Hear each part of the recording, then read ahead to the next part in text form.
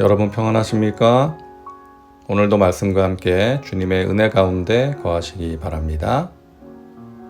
오늘 말씀은 말라기 3장 6절부터 18절입니다. 하나님은 어떤 분이십니까? 나 야훼는 변하지 아니하나니 그러므로 야곱의 자손들아 너희가 소멸되지 아니하느니라. 이스라엘이 지금까지 소멸되지 않을 수 있었던 것은 하나님께서 변하지 않으셨기 때문이라고 말씀합니다. 주의 백성들이 끊임없이 거역하고 실패했음에도 불구하고 하나님의 은혜와 자비는 변하지 않았다는 것이죠. 하나님께서 변하지 않으셨기에 그들은 소멸되지 않고 야곱의 자손으로 남을 수 있었습니다. 변하지 않으시는 하나님, 이것이 주의 백성들에게는 소망의 근거가 되는 것이죠. 하나님께서는 이 사실을 강조하기 위해 이스라엘 백성들이 최근에만 불순종한 것이 아니라 조상 때로부터 하나님을 거역해 왔다는 것을 상기시키십니다. 만군의 야훼가 이르노라 너희 조상들의 날로부터 너희가 나의 규례를 떠나 지키지 아니하였도다. 만일 하나님께서 처음부터 법대로 그의 백성들을 대하셨다면 그들은 이미 오래전에 멸망했겠죠. 그러나 이스라엘의 끊임없는 반역과 불순종에도 불구하고 하나님은 처음부터 그들을 버리지 않으시기로 작정하셨기에 그들은 한 민족으로서 유지될 수 있었던 것입니다. 이처럼 하나님께서는 무한하시고 무조건적인 자비와 사랑에 있어서 변함이 없으시기에 그들이 하나님의 백성으로 존재할 수가 있는 것입니다. 우리의 소망도 마찬가지 아닙니까? 만일 하나님께서 법에 따라서 자비와 용서 없이 우리를 대하신다면 우리는 소망이 없습니다. 죄를 짓지 않고 사는 것은 불가능하기 때문이죠.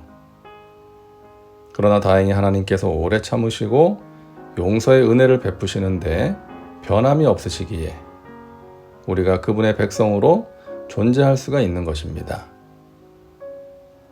물론 그분의 자비와 용서를 이용해서 죄를 짓는 데 익숙해지면 안 되겠죠.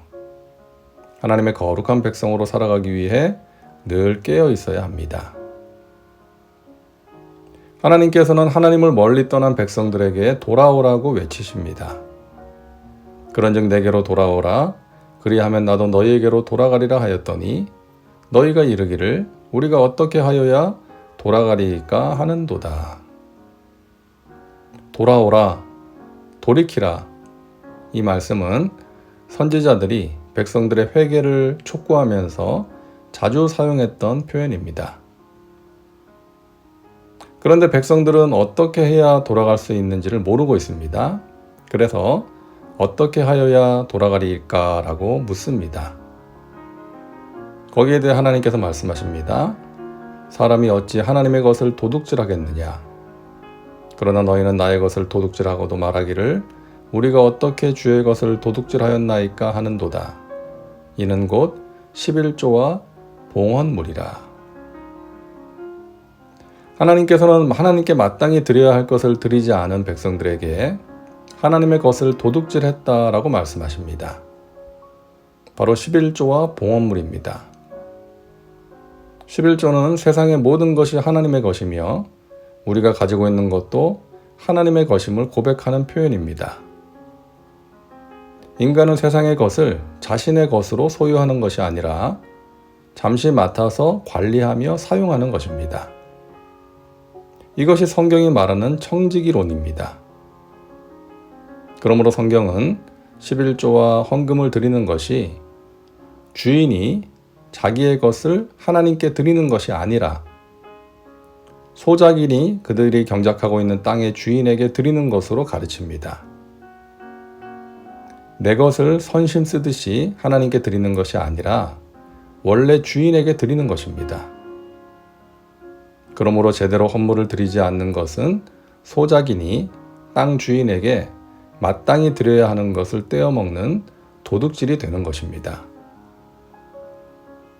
그러므로 이것을 제대로 드리는 것이 하나님께 돌아오는 것을 가시화하는 가장 좋은 수단이라는 뜻입니다.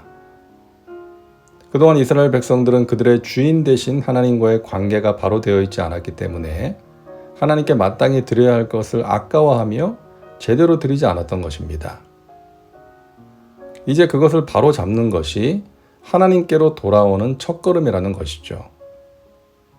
그것이 하나님과의 관계가 올바르게 회복되었음을 보여주기 때문입니다.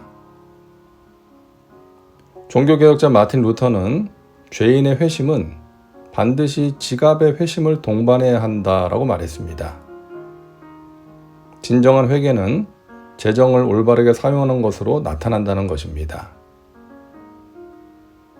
만군의 야훼가 이르노라 너희의 온전한 11조를 창고에 들여 나의 집에 양식이 있게 하고 그것으로 나를 시험하여 내가 하늘문을 열고 너희에게 복을 쌓을 곳이 없도록 붙지 아니하나 보라. 이스라엘이 당면한 어려움에서 탈피하고 싶다면 하나님께 드리는 것을 제대로 드려야 한다고 말씀합니다. 이 말씀은 11조만 드리면 시대와 장소를 초월해서 풍요로움을 누릴 것이라는 약속이 아닙니다. 말라기 시대를 살아가는 이스라엘 백성들, 하나님께 불만이 많은 백성들에게 그들의 문제 해결책은 하나님과의 관계 회복이며 하나님을 전적으로 의지하는 것임을 강조하는 말씀입니다. 그렇게 하나님을 의지하고 언약을 준수할 때에 하나님께서 그의 백성들에게 복을 주시겠다는 선언입니다. 우리는 내가 가진 것이 내 것이 아니라 하나님이 나에게 맡기신 하나님의 것이라는 것을 알아야 합니다. 그래야 아까워하지 않고 하나님께 드릴 수가 있습니다. 고린도후서 9장 7절에 인색함으로나 억지로 하지 말지니 하나님은 즐겨내는 자를 사랑하시느니라고 말씀합니다. 우리는 하나님의 공동체의 일원으로서 그 공동체가 필요로 하는 재정적인 필요를 채워야 하는 의무가 있습니다. 교회가 전도와 선교, 구제, 교육 등의 사명을 감당하기 위해서는 재정이 필요하기 때문에 그것을 위해 헌신하는 것이죠. 그리고 그것을 드릴 때에 의무감으로 억지로 내는 것이 아니라 하나님을 사랑하고 교회를 사랑하는 마음으로 즐겨 드릴 때 하나님께서 기쁘게 받으시는 것입니다. 성경적인 청지기 정신을 가지고 하나님과 바른 관계 속에서 즐거이, 기쁨으로 헌금을 드릴 수 있기를 바랍니다. 기도합니다. 사랑과 은혜가 풍성하신 하나님, 오늘도 말씀과 함께 살게 하시니 감사합니다. 변하지 않으시고 자비와 긍휼을 베푸시는 하나님이 우리의 소망임을 고백합니다. 하나님을 떠난 백성들이 있다면 돌아오게 하여 주옵소서. 하나님과의 관계 회복을 통해 하나님이 주시는 하늘의 신령한 복과 이 땅의 기름진 것들을 누리고 나누는 복된 삶을 살게 하여 주시옵소서. 예수님의 이름으로 기도하옵나이다. 아멘. 오늘도 말씀과 함께 은혜 가운데 거하시기 바랍니다. 여러분 사랑하고 축복합니다.